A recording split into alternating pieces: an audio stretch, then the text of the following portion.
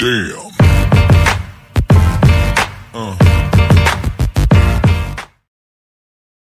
আচ্ছা, আরেকটা ম্যাথ আমরা দেখবো এখন। সেই ম্যাথটা হলো আমাদের একটা ট্রান্সমিসিবিলিটি টাইপের ম্যাথ।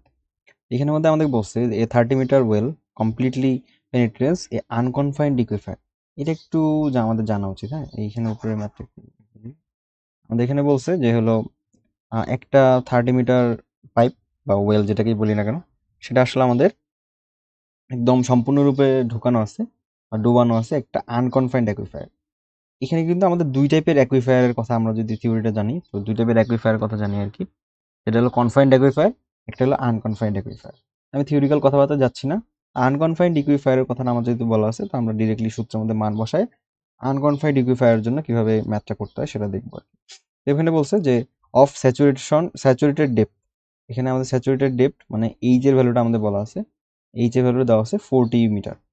এখানের মধ্যে আমাদের এইচ এর ভ্যালুটা 40 মিটার। ওকে, এখানে বলা আছে after a long period of pumping A steady rate of 500 litre per minute. এটা এলপিএম মানে হলো লিটার পার মিনিট। তো এই যে এখানে এই 500 এলপিএম, এটা হলো আমাদের কিউ এর ভ্যালু বা ডিসচার্জের ভ্যালু। হ্যাঁ, তো এটা আমাদের একটু মাথায় রাখতে হবে। ডিসচার্জের ভ্যালু 500 এলপিএম বা লিটার পার মিনিট, এটা আমরা ডিসচার্জ করব। এখানে ড্র ডাউন কার্ভ আছে। ওই যে আমাদের আমরা যদি থিওরিটা পড়ে থাকি তাহলে আমরা জানবো ড্র ডাউন একটা কার্ভ আছে। ড্র ডাউন কার্ভ আর হলো থিওরিক্যাল পার্টের মধ্যে এটা কথা বলা আছে। যাই হোক, দুই টাইপের কার্ভ আছে আর কি। একটা হলো ড্র ডাউন কার্ভ, আরেকটা কথা আরেক টাইপের কার্ভ থিওরির মধ্যে উল্লেখ করা আছে। এখানে আমাদের যেহেতু ড্র ডাউন কার্ভের কথা বলা আছে, আমরা ড্র ডাউন কার্ভের ক্ষেত্রে চিন্তা করব। Draw down curve into observation well, মানে ওই আমরা ওয়েলের মধ্যে 25 আর হলো 75 দুইটা ডিস্টেন্স পাইছি। দুইটা অবজারভেশনে দুইটা আলাদা আলাদা ডিস্টেন্স পাইছি। এখানে বলছে from the well found found to be 3.5 and 2 meter respectively.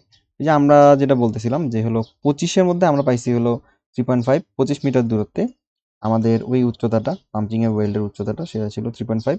আর 75 মিটারের মধ্যে আমরা ছিল 2। এটা আমাদের বের করতে বলছে determine the transmissibility of অ্যাকুইফায়ার। Transmissibility অ্যাকুইফায়ার এটা কি, আমি এটার মধ্যে যাচ্ছি না। আমাদেরকে জাস্ট যেটা বের করতে বলছে সেটা যাচ্ছে, থিওরিক্যাল পার্টটা আমরা একটু নিজে নিজে দেখে নিব। তো আমরা এখন সবার আগে যেই জিনিসগুলো দেওয়া আছে সেই জিনিসগুলোকে আমাদের ইচ্ছা মতো একটু সাজাই নেই। এটা হলো সবার আগে ডিসচার্জের ভ্যালুটা দেওয়া আছে, আমরা তো যেটা জানি ডিসচার্জের ভ্যালু 500 এলপিএম দেওয়া আছে। সেটাকে আমি যদি আমাদের 500 এলপিএমকে আমরা যদি মিটার কিউব পার সেকেন্ডে নিতে চাই, সেক্ষেত্রে আমাদের এই যে 1000 দিয়ে ভাগ করতে হবে। মিনিট থেকে সেকেন্ডে নেওয়ার জন্য আমাদের 60 দিয়ে ভাগ করে নিতে হবে। এটা আমাদের আসলে হলো 8.33 into 10⁻³ meter cube per second আমাদের চলে আসলো। তারপরে আমি যেটা বলছিলাম, এই যেটা হলো আমার এইচ এর ভ্যালু, এই এইচ এর ভ্যালুটা দেওয়া আছে, এই যে এইচ ইকুয়াল টু 40 মিটার। হ্যাঁ, তো আমাদেরকে বলছে যে হলো H1 মানে হলো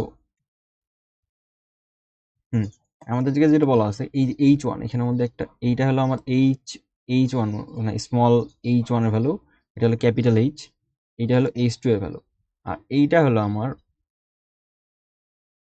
সরি, আমি এটা ভুল হয়ে গেছে আমার, এটা এইচ না, এটা হলো R1 এর ভ্যালু আর R2 এর ভ্যালু। হ্যাঁ, মানে এটা হলো রেডিয়াস, মানে আমি ওই পাম্পিং ওয়েলের ওই রেডিয়াসের মধ্যে এই ভ্যালুটা পাচ্ছি, R1, এটা হলো R2।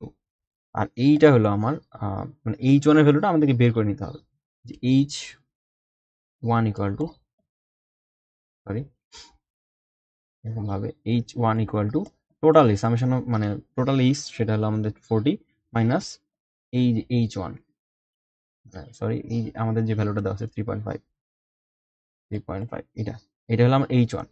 H2টা কত, H মাইনাস 2.5, 2.5 না আসলে 2। এইটা আমরা যদি বের করি তাহলে আমরা দেখতে পারবো যে H1 মানে হলো 40 মাইনাস 3.5, একটু আগে যেটা বলছিলাম সেটা হলো 36.5। আর হলো H2 মানে হলো 40 মাইনাস 2 ইকুয়াল টু 38 মিটার। এরপরে আমাদের এখানে R1 আর R2 এর ভ্যালুটা আমি যদি যেহেতু বলেছি এখানে R1 আর R2 এর ভ্যালুটা এখানে এর কথা বলা আছে, জাস্ট আবার এটা জাস্ট লেখা আছে। তো আমরা সবাই জানি transmissibility equal to T equal to KH. Transmissibility কি, কেএইচ ফর কি, ফর আনকনফাইন্ড অ্যাকুইফায়ার।